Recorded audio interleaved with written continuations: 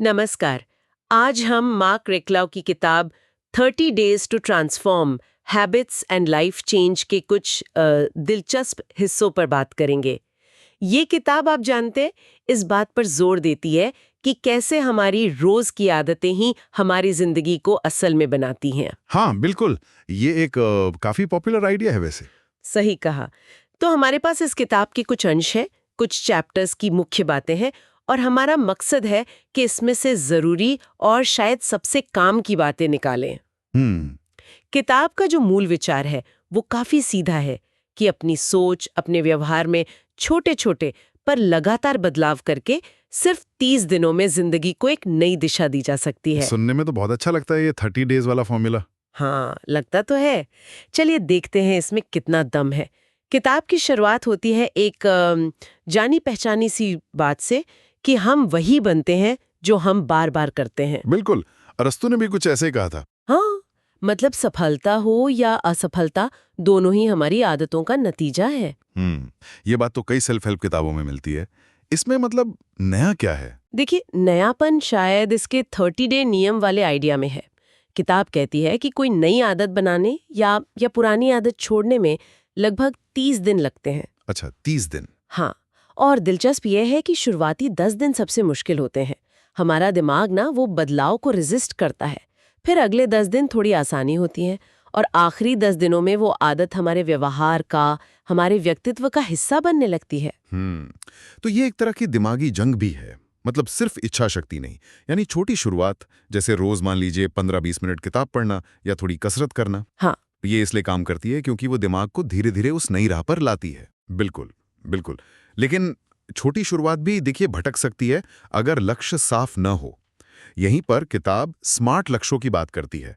Specific, measurable, achievable, relevant, time bound. हाँ, smart goals, ये तो काफी सुना है। हाँ, पर यह सिर्फ एक शब्द नहीं है। लक्ष्य एकदम साफ होना चाहिए, जिसे नापा जा सके, जो नामुमकिन न लगे, आपकी बड़ी पिक्चर से जुड़ा हो और जिसके लिए एक समय तय हो, वरना कोशिशें दिशाहीन हो सकती हैं। सही है। तो मतलब सिर्फ ये सोचना कि वजन कम करना है, ये काफी नहीं है। नहीं, बिल्कुल नहीं। बल्कि ये सोचना कि अगले 30 दिन रोज शाम 20 मिनट वॉक करूंगी, ये ज्यादा असरदार है। लेकिन क्या सिर्फ लक्ष्य तय करना काफी है? सोच मतलब माइंडसेट का क्या रोल है? माइंडसेट तो देखिए बुनियाद है। किताब में ग्रोथ माइंडसेट की बात है, यानी ये मानना कि मैं बदल सकती हूँ, मैं सीख सकती हूँ। ये बहुत जरूरी है। हम्म। अगर मन में ही ये बैठ गया कि अरे ये मुझसे नहीं होगा, तो फिर तो शुरुआत ही नहीं हो पाएगी। तो ये सकारात्मक सोच, ये बदलाव का पहला कदम है। ठीक है, तो सोच बदलनी है, लक्ष्य साफ रखने हैं, लेकिन इसे असल जिंदगी में कैसे उतारें? मान लीजिए जैसे टीवी कम देखना है, क्या करें?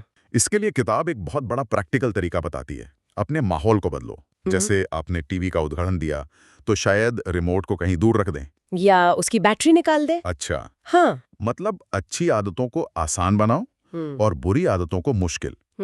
ये जो बाहरी बदलाव है ना, ये हमारी अंदरूनी इच्छा शक्ति को सपोर्ट करते हैं। और साथ ही बुरी आदतों के कारण यानी ट्रिगर्स को पहचानना भी जरूरी है। हाँ। जैसे क्या तनाव होने पर आप जंक फूड खाते हैं या बोरियत में फोन उठाते हैं। हाँ, होता है ऐसा। तो इन ट्रिगर्स को समझना होगा। हाँ। फिर धीरे धीरे उस बुरी आदत को किसी अच्छी आदत से बदलना होगा। जैसे तनाव में जंक फूड की जगह शायद 5 मिनट गहरी सांस लेना। इसमें आत्मानुशासन लगता है, सेल्फ डिसिप्लिन। समझ गई। तो माहौल बदलना, ट्रिगर पहचानना, पर अच्छी आदतों पर टिके रहने के लिए आत्मविश्वास भी तो चाहिए ना? एकदम सही कहा। और आत्मविश्वास बढ़ाने का एक सीधा तरीका किताब बताती है, खुद से किए छोटे छोटे वादे निभाना। छोटे वादे जैसे? जैसे तय किया कि सुबह 10 मिनट जल्दी उठेंगे और उठ गए, या 15 मिनट पढ़ेंगे और पढ़ लिया। हर ये छोटी जीत हमारे भरोसे को मजबूत करती है। हाँ, ये बात तो सही है। और किताब ये भी कहती है कि दूसरों से तुलना करने से अच्छा है खुद के कल वाले वर्जन से मुकाबला करें। आज मैं कल से कितना बेहतर हुआ, ये सोच ज्यादा मजबूत बनाती है। ये छोटी जीत वाली बात काफी असरदार लग रही है। अच्छा, इसके अलावा समय का सही इस्तेमाल और वो शुक्रगुजार होना, ग्रैटिट्यूड, क्या ये भी जरूरी है? हाँ, ये भी बहुत अहम है। अपने दिन को प्राथमिकता के हिसाब से चलाना, मतलब जो जरूरी काम है वो पहले, और रोज उन छोटी बड़ी चीजों के लिए शुक्रगुजार होना जिनसे खुशी मिलती है। चाहे वो सुबह की चाय हो या किसी अपने से बात। किताब कहती है कि कृतज्ञता यानी ग्रैटिट्यूड नकारात्मकता कम करती है, मानसिक शांति देती है। तो कुल मिलाकर किताब का जो सार है वो यही लगता है कि सफलता कोई अचानक मिलने वाली चीज नहीं है, बल्कि ये अनुशासन, धैर्य और लगातार कोशिशों का नतीजा है। बिल्कुल। रोज की छोटी छोटी आदतें चाहे कितनी मामूली लगें, वही मिलकर हमारी जिंदगी की दिशा तय करती हैं।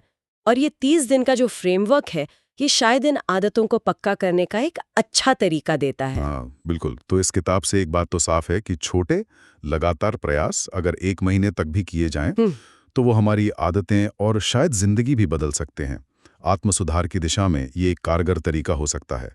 लेकिन यहाँ एक और बात सोचने वाली है, जो शायद किताब की सतह के नीचे है। आदतें बदलना सिर्फ कुछ नया करना ही तो नहीं है ना? मतलब ये इस बात से भी जुड़ा है कि हम कौन बनना चाहते हैं, हमारी पहचान। क्या हमारी आदतें उस पहचान को मजबूत कर रही हैं जिसे हम पाना चाहते हैं? अच्छा, ये गहरा पॉइंट है। जैसे अगर कोई स्वस्थ इंसान बनना चाहता है, हाँ, तो क्या उसका खाना, उसका व्यायाम उस पहचान को दर्शाता है या उसके खिलाफ जाता है? बिल्कुल। ये सवाल शायद आदतों को सिर्फ काम नहीं, बल्कि हमारी पहचान का हिस्सा बना देता है। हाँ, और शायद यही बदलाव को ज्यादा टिकाऊ, ज्यादा मीनिंगफुल बनाता है।